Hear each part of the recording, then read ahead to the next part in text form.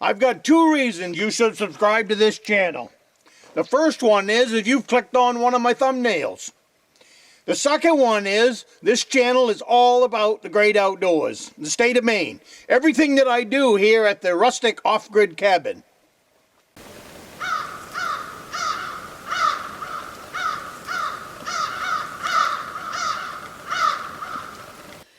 Good morning, my name is Tom. Welcome to the Rustic log cabin in Northern Maine. Welcome to the trapping shed. Been in here for a couple days now, puttering, snowing outside.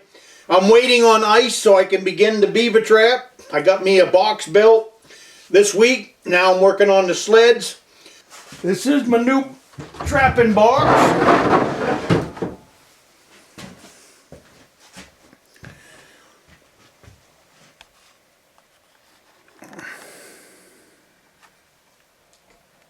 But I just kind of had I picked this axe up at a lawn sale. And I don't know much about axes, but I picked this, I put a new handle on it, so the handle's new. But this head right here is 7 inches from here to here. So that's a really big axe. But if you know anything about this axe head, I would like to know. It's built by the Collins Company. Collinsville, Connecticut. Collins Company, Collinsville, Connecticut. But what a beautiful axe. I picked the head, it had a handle on it, but the handle was junk. It was just about broke off. So I had to size up, and it took me a little while to search out the right handle. I don't make axe handles. But anyways, I gave $7 for that head in a lawn sale, and it was all rusty. I cleaned it up yesterday. I'm going to send it out to there's a sharpening shop not too far from here. So I'm going to send it out and have them put on a professional edge on there. What I want to do, I would like to change the taper right here just a little bit. It comes in and then it gets fat and then it goes out to the rest. But I think if they will, I'll find out how much it costs. I think I would like to have this high spot taken off and have it tapered to the head. And see, I can't imagine it costs very much. I put a good edge on it. I mean, you could start cutting a tree with it right now, and you could split firewood with it easily. But it has a lot of nicks in it still. So I take a lot of stuff to that shop. It's a industrial sharpening shop. So they really will be able to turn that edge into brand new for me. So that's what I'm going to do. I've got a 2-inch drill bit that I need to have them put an edge on as well. So I'm going to drop the two of them off at the same time. It's not too awful far from where I live. But I wanted to share that axe with you guys. This is the axe that I'm going to keep with the Snowdog, and on the Snowdog, this will be a major piece of equipment to have with me out in the bush. So I wanted to share that with you guys, and I just love how it turned out, and I love how it feels. I mean, this thing will split wood probably like it is in nobody's business because of its weight. I didn't weigh it. I probably should. I don't see any other numbers on it anywhere. You couldn't even see the make and brand until I see a number 1. But you could until I sanded off the rust. I mean, this thing was covered in rust. But what a beautiful axe I've got now with that handle. I put this handle on it. I bought this Mr. Hammer handle or something like that. I found it online, the right size that I needed. But that right there will split some firewood. So I wanted to share that with you guys. I normally, if I go to a lawn sale, something like that, and I see an old axe head there, I definitely look at it. And a lot of times I bring it home. Because you can pick them up for a couple of dollars. And now you look at axes and stuff, and splitting malls and all that, you're talking a $50 bill. So you pick something up like this for, like I got $7 in this. I do have $25 in the handle, but to me that's more than worth it. Just to have a piece of an old axe head #1. I'm not real, and I got to bring this thing back from a dead old axe that nobody wanted. And now, if I left that in the back of my pickup in the middle of town, somebody would probably steal it. Whereas before, they would just walk by it in the lawn sale. So, I am headed up to the Rustic log cabin on Friday of this week, and I'll be there about a week. I need to go blaze not really blaze, I got to clean up my snowmobile trail. I am moving it just a little bit. Last year I had to install a bridge to get across the big ditch. So this year I'm going to bypass that ditch, hopefully, and not have to put in the bridge.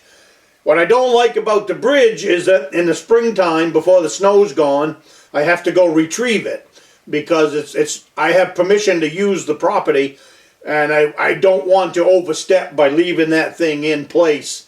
If it was in the woods, that'd be one thing, but it's actually on the guy's driveway getting down to his place. So I pick it up in the spring, haul it back to the cabin, and this year I'd like to bypass that if I can.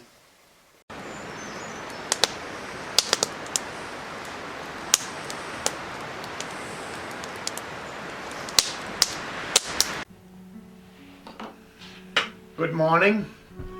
My name is Tom. I come to you from the North Maine woods in Maine. I want to thank you for tuning into my channel, giving us a look-see. We really appreciate it. I am a hunter and fisherman. I have been a hunter and fisherman since I was a young boy. Some of the things that I'm going to do with this channel is share some of the techniques that I have used over the years. I like to say, let's think outside of the box. I don't necessarily follow what other hunters and fishermen are doing. I have never shared my techniques. I am 56 years old. I take people out in my boat. I might take someone hunting, but the skills that I've developed through the years, I've kind of kept to myself. I've shot lots of bucks. I've shot bear. I've shot caribou. I am a meat eater. That means I hunt for the meat. I'm not a head hunter. But what I'm trying to do here is turn some of this bushcraft skills and show how the woodsman. I am a woodsman in the North Maine woods. It's cold up here. We have lots of snow. I try to use common sense and practical methods that get the job done, so that we are comfortable, warm, and most important for us anyways, is that we use these skills to obtain meat, obtain a deer, obtain a bear, all that stuff. I see on YouTube lots of bushcraft skills, but most of them, I don't see them to be as very practical when it comes right down to a sportsman, how a sportsman uses some of these crafts. I hope in this channel that I can show the way that a sportsman uses these crafts, not as just someone going on a hike or going out to the woods to build a fire and have a lunch and all that. As a hunter, a lot of times we don't get done hunting until it's dark. And sometimes we get back to our four-wheeler or our boat or whatever we've used to get us out into the bush, and it's broke down. Worst case scenario, it's 5 o'clock at night. It's dark. Up here it's snow on the ground. It could be 2 feet of snow on the ground while we're deer hunting. So if you come back to your four-wheeler and it's broke down or won't start, you're in a pickle. And here's where some of this practical bushcraft skills, woodsman skills, whatever you want to call it, would come into play. And that's what I hope to show on this channel. What would you do if you got to your four-wheeler at 5 o'clock? You can't take 3 to 4 hours and build a lean-to. You can't take 3 to 4 hours and gather firewood. If you just do the math in that situation, that's 7 to 8 hours of labor at 5 o'clock in the afternoon when it is pitch dark.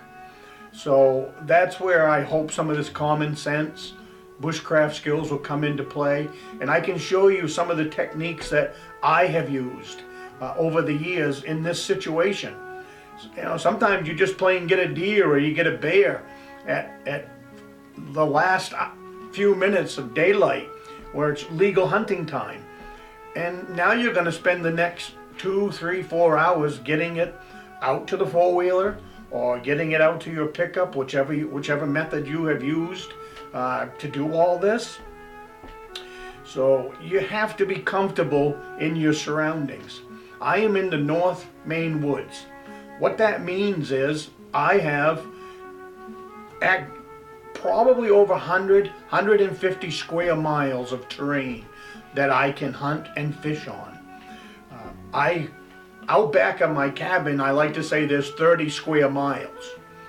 And I use that 30 square miles. Sometimes I'll be 10, 15 miles from the cabin at 4 o'clock in the afternoon, 5 o'clock in the afternoon. And it's time to go back to the four-wheeler and head back to the cabin. I have things out there in the woods already placed ahead of time. In the old days, we would call it a cache. It could be a cache of wood, it could be a cache of food, it could be anything.